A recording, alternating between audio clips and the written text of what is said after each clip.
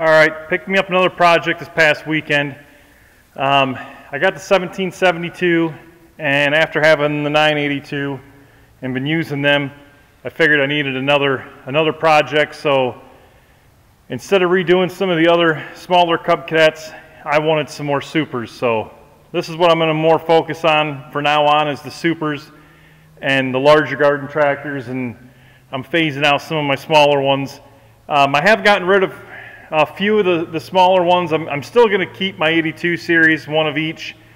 I do want that series, and I got a project for this 682 here, so I'm going to keep this one. But for the most part, I'm going to try focusing and doing projects with super garden tractors from now on.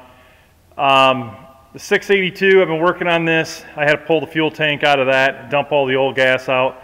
I just got to get the fuel tank back in that, new fuel filter for it, and then that should be ready to go.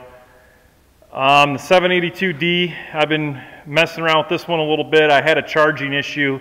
I got the wiring diagram for this, so I think I got that pretty much figured out now. But now I have a hydraulic and the hydro seal leaking.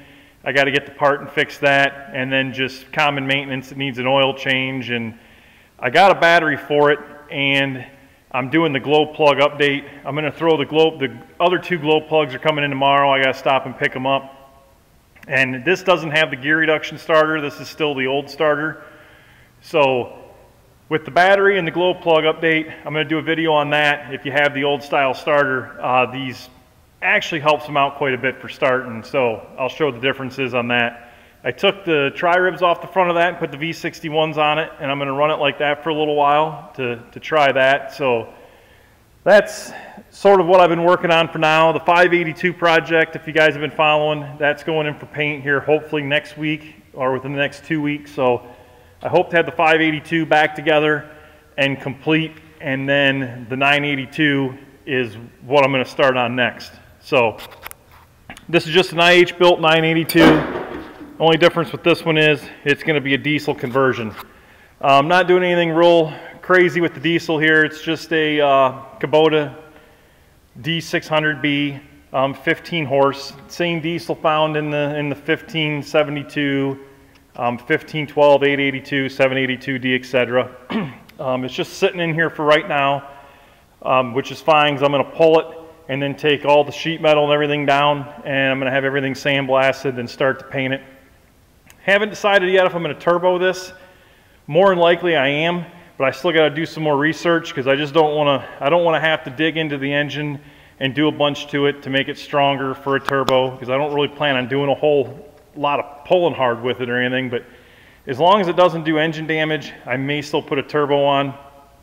I'm going to go with the Firestone Flotation 23s on the rear, and I'm going tri-ribs on the front of this one just because I have the V61s on the 1772. And I'm not putting power steering on this, so I figured the tri-ribs would help it steer a little better. I am going to do the CV joint upgrade for the drive shaft, since I have it out of the 1864.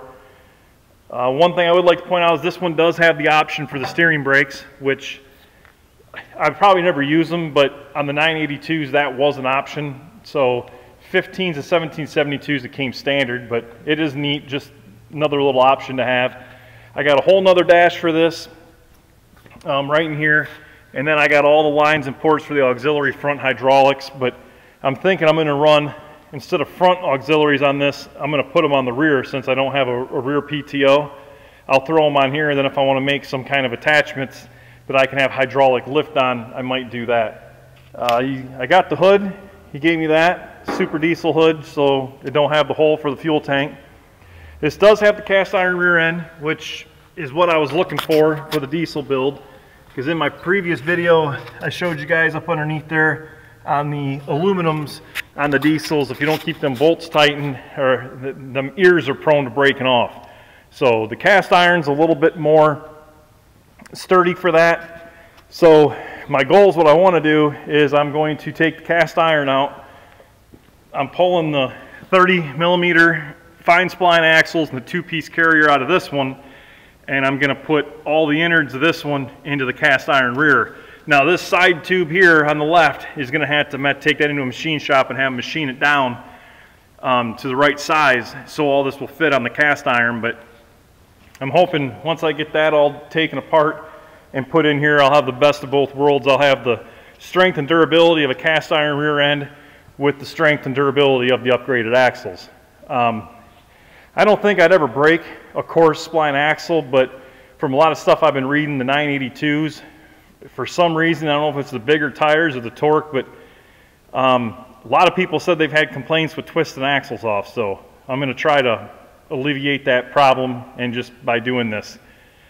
I got some gauge ideas and stuff in my mind for this and some other things. I plan on painting the frame and stuff black and maybe doing an 88 series IH grill custom made for this tractor. So like I said, I'm going to do a few of the upgrades to this as I do it, and if you guys would like to follow along and see it as I do it, and you know, if you're curious on doing one or that kind of stuff, make sure you subscribe, click the notification bell. I don't know how quick I'm going to get to this project. This might take me a few months. It just depends on time and how ambitious I am on it. But as I start to do things like the axle upgrades and that kind of stuff, I'll be sure to, you know, do videos on this as well as the progress of it for anyone that is thinking about doing one of these. So as always, thanks for watching.